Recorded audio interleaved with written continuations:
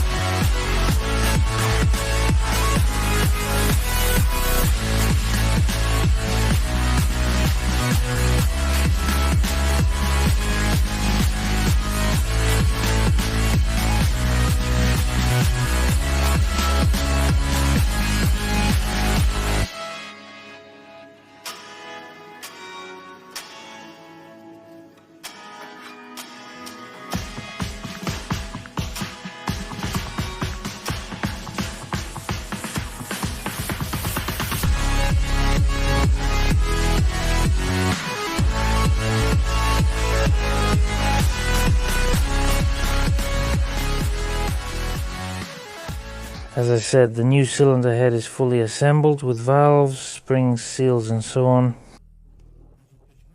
A new cylinder head has been purchased. Well, the main thing is that in this cylinder head, the valve guide bushings are not removable, meaning they are made as one piece with the head. There, it's been milled. On that side, it's been milled for the valve stem seal. Honestly, I've never seen anything like this before, where the guide bushings are not removable. Well, you can kind of understand why all this is done, so that the cylinder head isn't as repairable. The more modern the engine, the less suitable it is for repairs. Everybody already knows that. So with this seal in the head, what needed to be done was to put it on a surface grinding machine, and then the guide bushings needed to be replaced. That is, our machinists can do this too. They've already done it before. That is, they drill or mill it to a certain diameter, then either grind it or use some kind of machine. I don't really know. I'm not that much of an expert, but the point is that's what they do. So it was necessary to profile the flat grinding, machine it for bushings, replace the bushings, then also ream and lap the valves, and it was necessary to buy new valves and valve stem seals. So all the work that needed to be done on this cylinder head was completed. Well, it would have been a little cheaper than just getting a complete cylinder head, and that's why the decision was made to buy a complete cylinder head. It costs about 70,000 rubles. If I'm not mistaken, but for me it's clear that it's better. I don't need to struggle with these valves, lapping them, grinding, and so on. Now I'm selling it, I visually inspect it, maybe somewhere, especially the fuel channels, to make sure we don't have any shavings. Basically, we're all going to install the head, but this head, I don't even know, will probably just lie around here as usual for a few months. It will be lying around the shop, then probably it'll go for scrap metal. So I installed the head. The head will have new bolts left. I washed the old one. And also about the gasket, we have one from the set.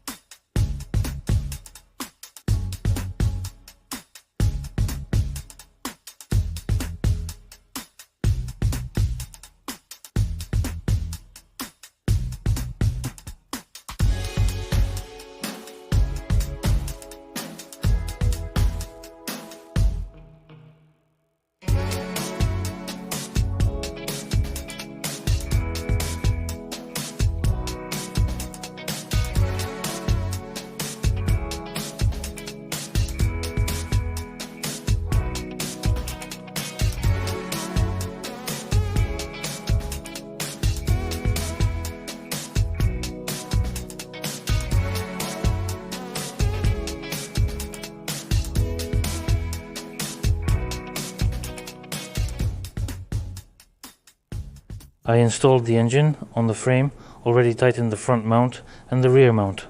Now I'm installing the rocker shafts, adjusting the valves.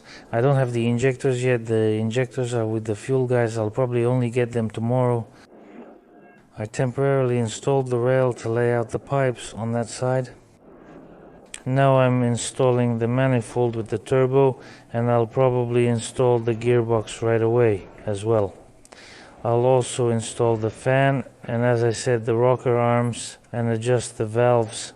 That's basically all of us. I'll be waiting for the injectors tomorrow, probably closer to the evening. I'll have the injectors by then, and tomorrow evening I'll install them here, close up the valve cover, and the engine will be ready for installation. As usual, I'll try to film the first start in the car, but we'll see how things go. In general, I'm continuing with the engine assembly.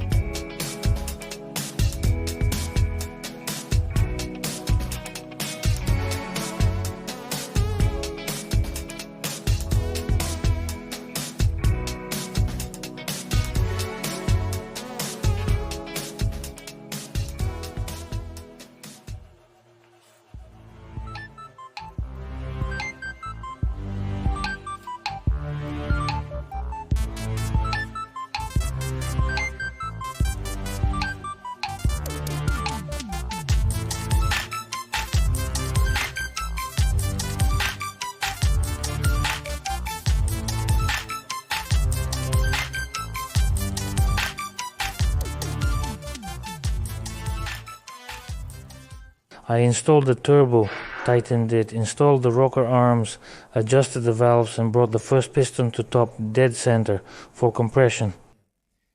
To do this, either check the marks on the pulley, there's a mark and the arrow should point upward, or you can check by the overlap of the valves on the fourth cylinder. That is on the fourth cylinder. We have valve overlap. One valve is finishing closing, the other is starting to open, and at this moment we have the first cylinder. Top dead center is compression. When the first cylinder is at valve overlap, the fourth is at top dead center compression. We've positioned the first cylinder's piston at top dead center, which is compression, and we adjust the valves on the first cylinder. Both valves on the second cylinder, only the intake valve, and on the third cylinder, the exhaust valve. Well, and then we rotate a full turn, 360 degrees, and adjust the remaining valves. That is these two and these ones here. Two, basically. The scheme is standard, like for example on the Aussie K 402 engine, well basically any 4-cylinder engine, so we set the gaps. Intake valves are set to 0.35 millimeters, exhaust valves to 0.60 millimeters. So I've already adjusted these 4 valves. Now I turn it 360 degrees and adjust the remaining 4 valves.